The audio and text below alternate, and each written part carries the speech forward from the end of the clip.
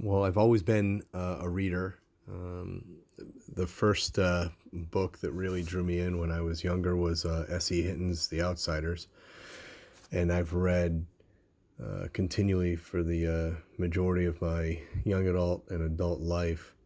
And I've have a huge love of books, and I think that was installed in me by my father, who was a big reader and passed that love on to me. As far as getting started myself, it really kind of came. I've always thought I had a couple stories to tell. I had a bunch of things kind of rattling around in my mind, and I was a detective with a local police agency here in Connecticut, and I was working in a unit that handles specifically crimes against children, and they're really tough cases. And so I found that I kind of needed an outlet, because I really don't share those stories with people, because they're pretty tough even for cops to deal with. So it was my teenage daughter one day was saying, we were pitching some ideas for a story.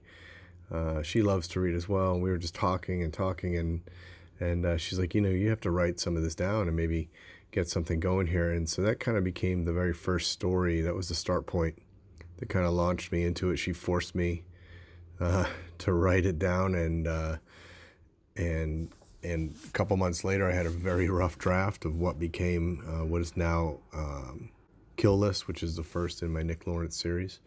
So it is, and it's been an amazing process, and I love it now. So I absolutely love audiobooks.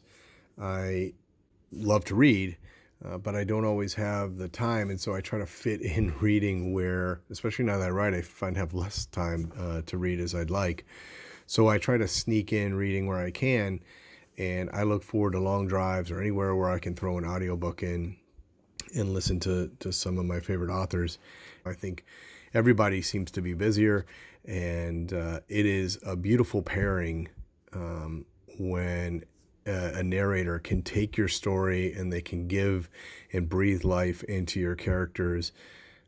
I've been blessed with the people I've worked with in my books, and I love hearing. I actually rarely reread my books once they're out in the world, but I actually always find time to listen to them on audio, and I love hearing the accents they create for a character, the subtle nuances that they put in that really bring, in my opinion, bring my work to the next level.